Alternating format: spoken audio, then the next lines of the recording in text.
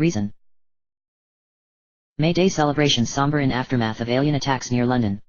Queen Elizabeth makes appearance to thank British people for their strength. Whatever life throws at us, our individual responses will be all the stronger for working together and sharing the load. Conspiracy theorist, famous for first predicting alien invasion, found dead in rural France 2 days after being reported missing from his home in Oregon. No official statement has been made regarding cause of death, but sources in medical office report signs of significant surgical procedures on his brain within the last 24 hours. 7:45, May 1, 2015, Stardust Labs. The stylus flew across Twilight's tablet as she schemed what was quickly becoming a massive list of new things to search for. Every answer she found seemed to lead to a dozen more questions. I will need to ask Charles some questions the next time I see him, though there's a lot of things that the tablet won't let me see, she thought to herself. She was quick to tamp down on any suspicion she had as to why. I shouldn't assume why that is. I'll just ask Charles when I see him. The soothing sounds of piano chords came from the tablet as her playlist advanced, and Twilight couldn't resist closing her eyes and simply listening. It's beautiful. Why would any thing want to hurt people who were capable of making something like this? Twilight's thoughts drifted to the thin man and how he had reacted to her simply saying hello.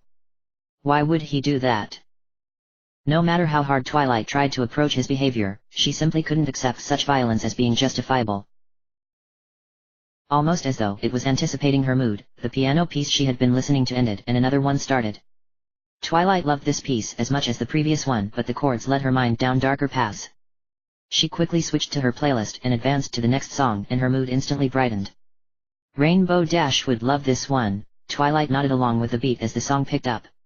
They say the main instrumental was with a guitar, but I've never heard one quite like that one. Any further music listening was interrupted as the door to Twilight's habitat opened and Charles walked in with his customary smile and greeting. Good morning, Twilight. How are you feeling this morning? I'm doing great. Joel visited me yesterday and did something to the tablet so I could access something called the internet. It's got answers for just about everything I have thought to ask it. Twilight gushed, and her good mood was clearly infectious as Charles's own grin grew in response. I'm very glad to hear that, Twilight. Though I should warn you not to trust everything you find there. You'll find as much opinion as fact, so always be sure to double-check your research before running off with an idea. He warned as he took a seat at Twilight's table. You don't have to tell me twice. It's standard research procedure to not accept any claim as fact unless it can be verified after all. Twilight agreed, though she hesitated. Joel also mentioned that certain topics were restricted and I would need to ask someone about them if I wanted to know more. Can I ask you some questions? Charles nodded in response. I'll do my best to answer any questions you may have, though there will be some that I can't answer, and others that I might not know the answer to. Just keep that in mind. Great. Twilight cheered and telekinetically pulled a stack of papers from her desk over to the table along with a pen. I've made a list of things to ask. I'm also afraid I'll need to use the translation spell just a bit longer. I don't think my English is good enough for some of these questions. The human gave the stack of papers a somewhat dubious look before asking, Are those all questions you had from searching the internet? Just how long were you searching? Oh, about 8 hours or so. These aren't all questions pertaining to my internet searches. A fair portion of them are further questions based on theorized answers that the original questions would yield, followed by another set of questions, plus room for anything else I can think of while we talk. What? What is it? Sorry, Twilight, I just forgot how enthusiastic you could be. Charles scratched his chin and gave Twilight a shrug.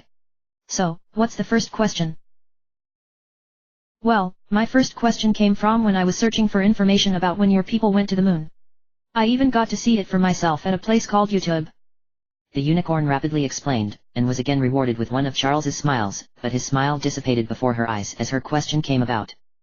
I wanted to do some research on that time in your history and something called a Cold War was mentioned. What's a Cold War? I think my people had one, but what little I was able to learn doesn't match what I know. Charles schooled his features carefully and for just a moment Twilight regretted asking about it, but the human rallied and cleared his throat. I suppose a little bit of history is in order. About 60 years ago there were two great nations in the world, who found themselves opposed against each other. Both sides had grown so powerful that they began to fear for the fate of the world if a fighting war were to ever break out between them, so they resorted to less overt ways to try and beat each other. Economics and allies and so forth. The human seemed to stumble towards the end of his explanation before he asked a question of his own. I'm surprised your people would have a cold war. From everything you've mentioned, it seems out of character. Oh, it was thousands of years ago, before the reign of the Alicorns, Twilight said casually. The three tribes warred with each other, which attracted the Wendigos that froze the land. So long as they continued fighting, the Wendigos chased them and brought the winter as well. The Wendigos were only defeated when the three tribes stopped fighting and worked together. Banding together to fight a common enemy? I suppose I can understand the sentiment. Charles commented distantly before he regained his focus. I'm sorry, I didn't mean to distract you from your questions. I'm assuming you have others. Don't apologize, Charles, you can ask me anything you want. It's not fair for me to ask all the questions, after all. And yes, I do have some more topics to discuss. Twilight quickly checked off several things on the first page before shuffling it to the bottom of the stack. During our first card game, we had a discussion about the devil and you mentioned it being a figure in the Christian religion. I was able to find dozens of religions besides Christianity, and several versions of Christianity as well. Why is that? Well, Charles said as he glanced away. I don't know if I'm the best person to talk about that subject. Religion is a lot of different things to a lot of different people. If you were to ask 10 different people you would likely get 10 different answers. That's probably why there's so many. I'm afraid I'm not qualified to answer more detailed questions than that. Sorry, Twilight.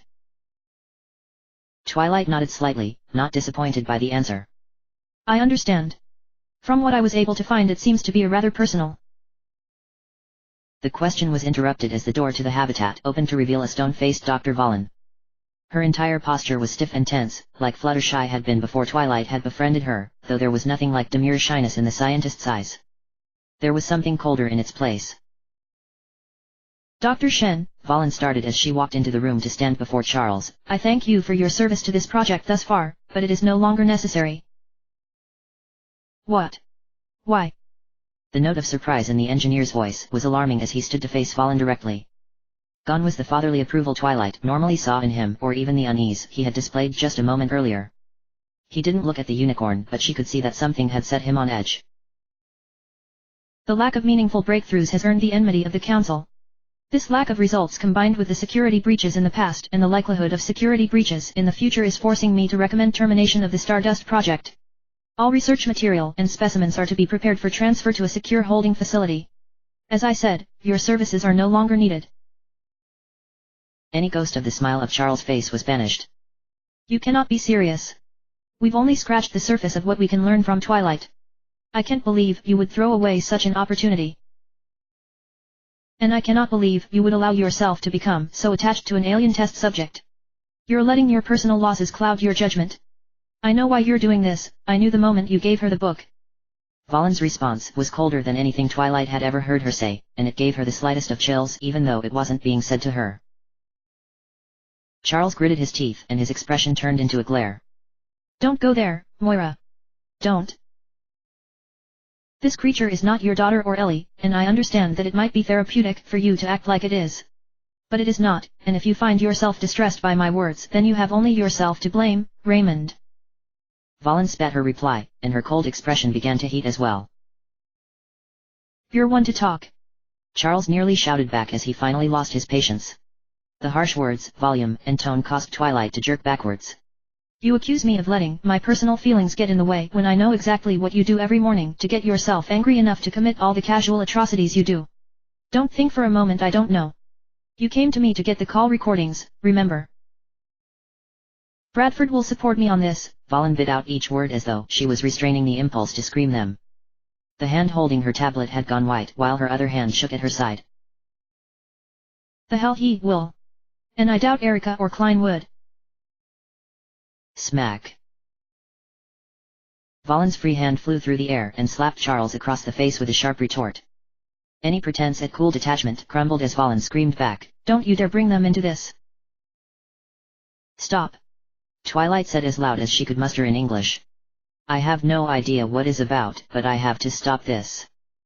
I have to. Please stop fighting. Friends shouldn't fight. You shouldn't.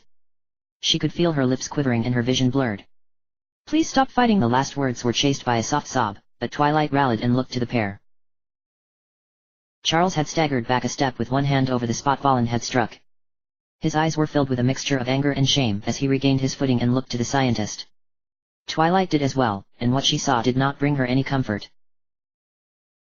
The anger of the moment was gone, as well as the cool demeanor the scientist had cultivated for the majority of the time Twilight had seen her. Her eyes were wide and locked on Twilight and her face had grown very pale. Both of her arms had crossed in front of her with the tablet against her chest like some sort of shield. Her head began to shake in some form of unspoken denial as she took a step backward. She took another step backwards, then turned and strode through the habitat door. I'm sorry you had to see that, Twilight. Charles said with a note of sincere apology in his voice. I'm sorry, Twilight, but I don't think I'll be able to answer any more questions. I'm not worried about questions, I'm worried about you. Twilight abandoned her chair and planted herself directly in front of Charles. Does that hurt? Why would she hit you? And what was that argument about? I'm fine, Twilight. I really am. Charles forced a smile and tried to go around the unicorn, but she moved to further block his path. Why did she call you Raymond? And who's Ellie? I saw both of those names in the book you gave me. Talk to me, Charles. Please. The engineer's smile faltered and died completely as he heard those two names again, and he sank heavily into his chair. He covered his face with his hands for a minute before he finally replied. Twilight, I'm sorry.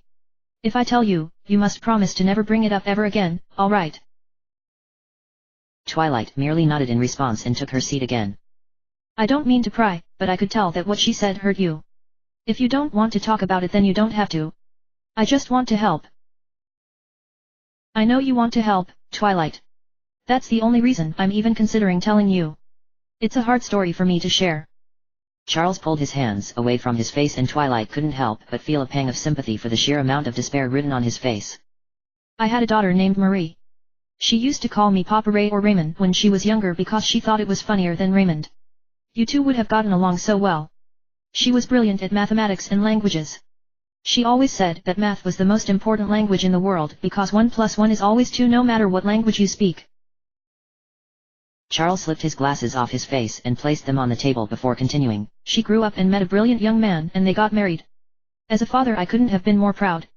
My little girl all grown up, you know? When she called me to say that her own child was on the way, I could have burst.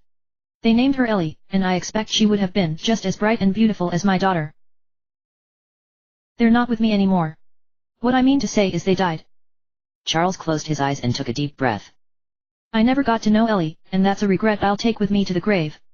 However, I think she would have been a lot like you, and she would have liked you too. Valen's right in the end, I suppose. Twilight's eyes widened as he finished his story. I'm sorry, Charles. I'm so sorry. That's all right, Twilight, Charles said as he slowly stood and placed the glasses back on his head. Twilight started to rise as well but stopped when the human waved her down. All I ask is that you never mention this to anyone or use that name again. I'm afraid that I'm going to have to go now to call in a favor, and give a few out as well. Without another word Charles left the habitat, leaving Twilight behind to worry about her very first human friend. 8:45, May 1, 2015, Office of Commander Bradford.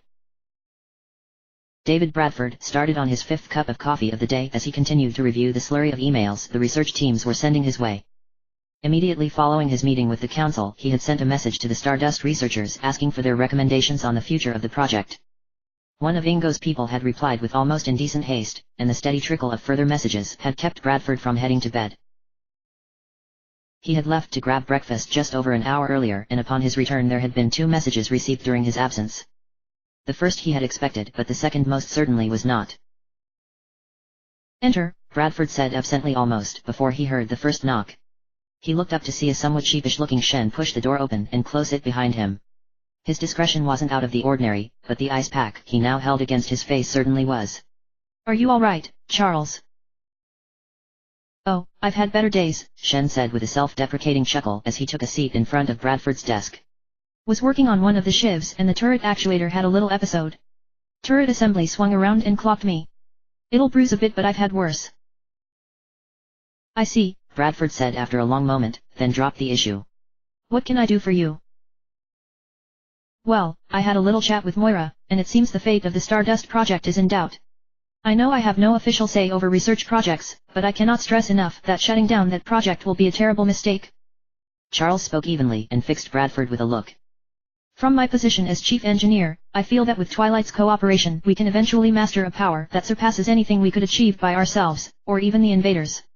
And if Twilight's safety cannot be assured without the Stardust project, then I am afraid I can no longer work here. The last statement caught Bradford's attention, as did the conviction it was delivered with. I understand, Charles, and I thank you for coming to me with your recommendation. It seems that Dr. Valen's revised recommendation will suit all parties in this matter. Shen had just started to wind up what was likely an impassioned plea, but the words died as he realized just what Bradford had said. I don't think I understand. Just what did Moira recommend? That the Stardust project continues as it has. Of all the things Bradford could have said, he greatly suspected that was the last thing Shen expected him to say. Ah, well. It seems I was a little premature in coming here then. I must have misunderstood Moira during our conversation, Charles said with a stunned look on his face. Well, I'd best get back to it. Let me know if you need anything, David. The aging engineer then turned and left the office, leaving Bradford alone with what was quite possibly the two most conflicting messages he had ever received.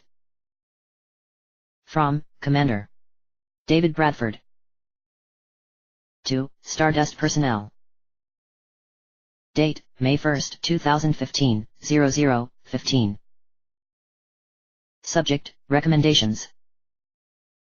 The Council has expressed concerns regarding the current progress of the Stardust project, and have suggested more direct methods of working with the subject of the project at a more secure location. Before I make my decision, I would like feedback from all researchers involved. Commander David Bradford. From Dr. Moira Valen. To Commander David Bradford. Date, May 1, 2015, 7:50. Subject, Recommendations. There are no current projections for substantive breakthroughs for the Stardust project, as both the abilities it demonstrates defy all forms of detection, and the specimen itself has refused to comply with all of our instructions in demonstrating its abilities. The specimen has also shown new abilities on an almost daily basis without concern for the targets of these abilities despite being told not to do so. Furthermore, the specimen is providing a significant distraction for the research personnel involved. Significant amounts of time are spent conversing with the specimen, which amounts to little more than gossip when they could be directed to more fruitful endeavors such as decrypting the alien flight computers or interrogation of fresh specimens retrieved from the field. In summary, at this time I recommend that the Stardust program be terminated and the specimen transferred to the new location for processing, as it is providing little benefit to XCOM as a whole at this time. Dr. Moira Valen. From Dr. Moira Valen. To Commander David Bradford. Date, May 1, 2015, 8:42. Subject, Recommendations. I have reviewed previous research material and have reconsidered my previous position. As I am certain that the other researchers have come to their recommendations with opinions and emotion to guide them, I feel it is my duty to provide a recommendation based on reason, a threat assessment. 1. The subject, Twilight Sparkle, is a creature capable of things that we cannot reproduce naturally or artificially. While I have no doubts that the facility the subject would be sent to would be extremely secure by our standards, I have little faith it could hold her for long. Removing her from the environment, she is comfortable and will no doubt agitate her, and if she feels threatened enough to defend herself, then a significant loss of life and resources is extremely likely. 2. Twilight Sparkle's method of arrival on Earth highlights several serious concerns, especially when combined with her familial and professional relations in the upper echelons of her world's government. Considering her brother's high placement in the military and married into nobility, her childhood friend who is part of the nobility, her status as personal student of the current ruler and her status as a paragon of her people, it is far more logical to prepare for when her people find her, not if. 3. Should the previous point come to pass and Twilight is damaged or dead, the best case we could hope for would be a second front opening up in this invasion where the standard enemy infantry possesses more physical strength and speed than chrysalids, more nimble flight than floaters, and far more terrifying and effective mental powers than the sectoids. The amount of time humanity could hold in such a conflict would be significantly reduced. 4. The worst case that could come to pass would be that if Twilight's reports on her mentor are accurate, Princess Celestia is described as a multi-millennia ruler of her world that is capable of moving the star in her system with nothing but her powers.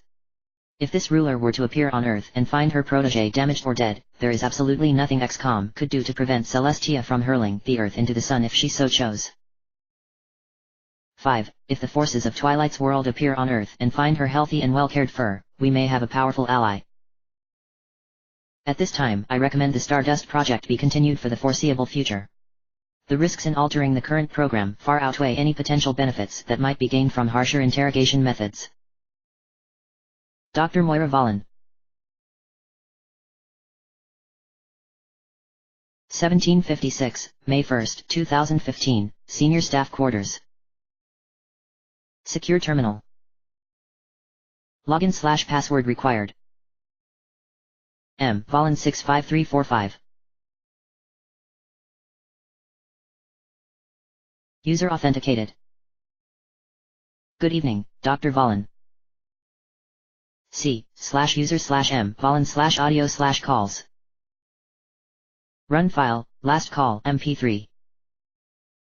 File info, recorded phone call. Would you like a transcript of the call? Why? Call dialogue translated from German to English. 3. Identified voices, Dr. Moira Valen, MV, Klein Valen, KV, Erika Valen, EV. EV, hello, this is the Valen residence. Who is calling? MV, it's Aunt Moira. Is that little Erika I hear? EV, Auntie M. It's been forever since we heard from you. Dad says you're doing big stuff to save the world. Is that true? MV, yes, I suppose it is, dear. Is your dad home? I would like to speak with him. EV, sure, 1 second. Daddy. It's Aunt Moira on the phone. KV, background. Don't yell in the house, dear. The phone is cordless, just bring it to me, yes? That you, Moira? MV, yes, it is. I hope I'm not calling at a bad time. KV, oh, it's no trouble. I know your job is a bit strict about contact, so I understand you have to call when they say you can. MV, when you say it like that you make me feel like the villain. KV, you know what I mean. Don't be obtuse. Laughter. Background voice, BV, detected, synthetic in nature. Sodium. MV, oh dear, obtuse is a large word. Keep working on your vocabulary and I might admit being related to you. KV, it was on my word a-day calendar, sister dear. We all know you sucked up all the smart genes in the family gene pool. MV, oh, I don't know about that. Erika's math scores on her most recent tests are 2 grade levels higher than where she's currently at. I suspect with a little help she'll be taking algebra before she reaches middle school. All she needs now is a good tutor in the sciences and she'll be fine. BV, aluminum. KV, I'll admit, she does her father proud. Wait, how do you know about her school scores? The finals aren't supposed to be released until next week. MV, well, you know I've got friends from university working in Germany. I contacted them and they asked politely for a sneak peek. KV, Moira. MV, is it wrong for an aunt to be curious about the academic performance of her dear niece? BV, titanium. KV, I think it's wrong when you break the law in doing so. Bribery or extortion? MV, extortion is such an ugly word. KV, Moira. MV, I'm sorry, Klein, but I worry for Erika. KV, Moira, that's my job. I'm her father. You're her aunt. You're supposed to spoil her rotten during visits and nothing more. BV, palladium. MV, oh bah, that's nonsense. I want to be involved as much as I can. KV, then why don't you have a kid of your own? You know Mom always wanted you to settle down and raise a family of your own. MV, you know the answer to that. My career is too important right now, and besides. KV, there's no man out there who's an intellectual match for you. MV, yes, that. KV, why don't you just adopt, then? Or, hell, get a pet or something. Seriously, before you took your new job, the neighbors were starting rumors that I was being unfaithful to my wife because some strange woman kept coming by. MV. Well, you are the sort. BV. Hydrogen. KV. Sister dear, don't be obtuse again. Every time you visited to see Erica, the neighbors gossiped. You know I hate gossip. Seriously though, have you even considered adoption? MV. We both know that would be a bad idea in the long run. With my career, I don't have the time to adequately raise a child. But I can do everything possible to help Erica become everything she wants to. KV. Speaking of which, thank you so much for buying her that keyboard. She's always loved music, but adding a special setting where the keys are replaced with elements has gotten her a little more interested in the sciences. It's just. BV. Helium. MV. Yes. KV. You know what I'm going to say. The moment you have kids, I'm buying them a big snare drum. MV. Speaking of, have you given any consideration to my previous offer? KV. No, Moira. I'm her father and I'll provide for her myself. MV. But. KV. No buts, Moira. I'll admit I don't think I'll ever make as much as you do, but this is my family and I will provide for it. I thank you for your offer and I will also thank you for never bringing it up again. EV. Background. Daddy? Are you two fighting? KV. No, dear. Go back to your keyboard. EV. Background. You should stop fighting. Your family. Family shouldn't fight. KV. Dear, we're not fighting. I promise, sweetie. Go back to your keyboard. EV. Background. Not until you both apologize. KV. Well, there's no arguing with that. Moira, I'm sorry for getting angry with you. MV. And I apologize for being so insistent. EV. Background. There, all better. KV. Are we good then, Moira? MV. I guess so. I won't press the matter again, but if you need anything, you give me a call and I'll do everything I can. KV. You'll be the first. What in God's name is that? MV. What's wrong? KV. There are shooting stars, but they're huge. Phone audio cuts out for 1.7 seconds due to audio overload. MV. Klein. Klein. Can you hear me? KV. I'm here, Moira. Something crashed down the street. It looks like metal. Door opens and closes. MV. Klein, what are you doing? Get back in the house, now. KV. I'm still on the stoop, there's nothing to worry about. Though the thing is starting to spew green smoke. It's the smoke isn't moving with the wind. What's it? MV. Klein? Klein. 9.4 seconds pass. EV. Aunt Moira. MV. Erica? Oh, thank God. Where are you now? EV. By the front door. Daddy went outside and now there's all this green smoke and he hasn't come back in. Should I go looking for him? MV. No. Erica, Daddy's fine. I need you to listen very carefully, okay? I need you to lock all the doors and windows in the house, then go and hide in the cupboard underneath the staircase. EV. What? Why? And where's Daddy? If I lock the doors then he can't get back in. MV. Erica, listen to me. Your dad is fine but you need to lock all the doors right now and make sure all the windows are closed. You have to do this now. EV. Oh, okay. 10.7 seconds pass. EV. All the doors are locked, and the windows too. What's going on? This is starting to scare me. MV. Don't be scared, Erica.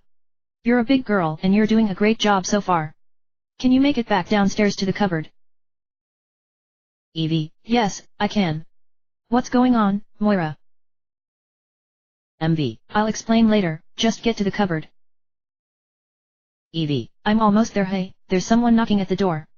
Maybe it's Daddy. MV. Erica, that is not your father. Run now. EV. What's it's breaking down the door? It's a monster. Oh no, help me. Sounds of wood splintering. Unknown sound. Sound recognition using current information. Sound recognized, chrysalid. EV, help me. Daddy, help. MV, Erica. Erica. End audio playback. Moira Valen dropped her head into her hands and wept. 2:35, May 2, 2015, Stardust Labs. Twilight awoke with a start. She had been dreaming of something. It wasn't a nightmare, at least not the one she usually had. Ugh, I just wish I could consistently get a decent night's sleep. The unicorn stretched and shuffled out of bed towards her sink. She began to fill her cup with water as she lazily looked around the room.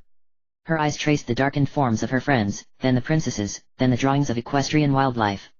I really miss home. I feel sorry for Charles. And Matt.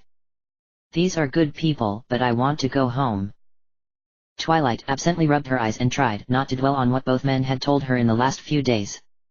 Tomorrow I'll ask if I can start doing research into how to get home. With her now full glass of water, Twilight shuffled over towards her desk for some late-night internet browsing when she stopped and looked to the side. A figure was sitting at her guest table, silent and unmoving. Twilight's reaction was quite natural. EEP. She yelped and the glass of water clattered to the floor. At the same time, a telekinetic jab pressed into the light switch hard enough to push the switch and its fixture a quarter-inch into the wall.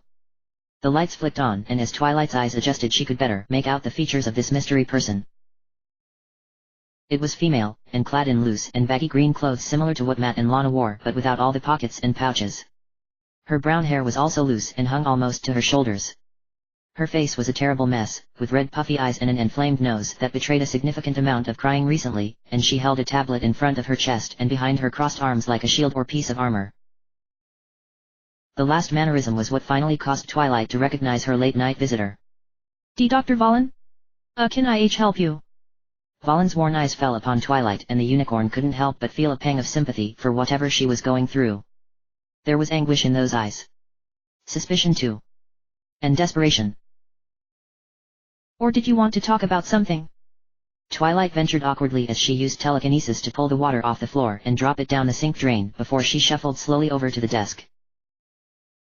Are you real? Valen asked after a long moment of simply staring at the unicorn. I mean, is this what you really are? Just a lost little girl? Nothing more. Well, I don't think I'm little. I'm no fool. But I am lost, so I guess that's pretty much accurate. Why? Twilight replied as she kept her eyes on the human. With every word the scientist seemed to cringe and cling more tightly to the tablet between her arms.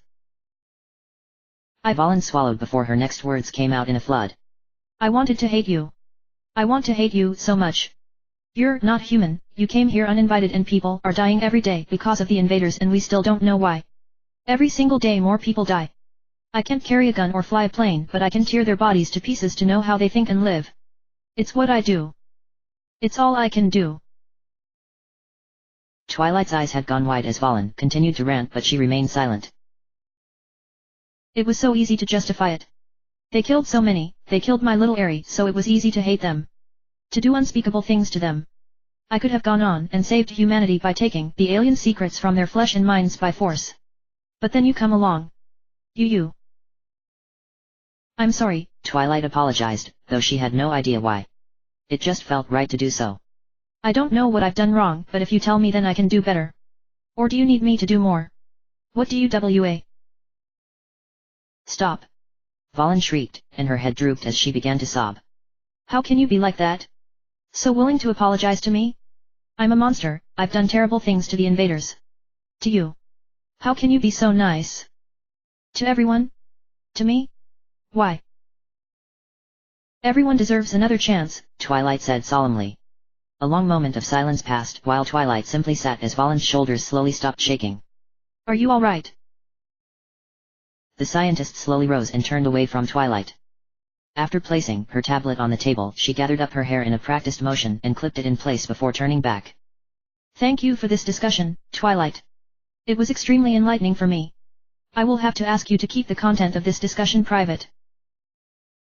Twilight was already nodding before the request was complete. I understand. Charles asked the same thing.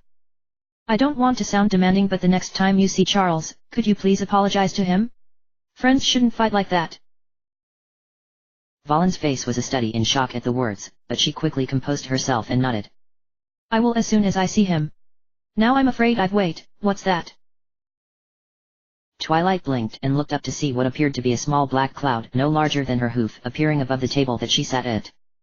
Before anyone could speak or act, the cloud coughed green flames and outspat a large bundle of rolled scrolls on faded yellow parchment. Each one was wrapped in a red ribbon and clasped with a small brass clip with a very familiar design. What? Valen exclaimed, and her earlier mood nearly vanished with the surprise. Where did these come from? Did you do this?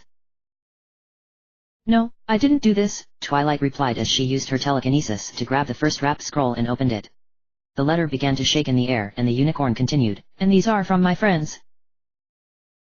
End of chapter. Chapter end.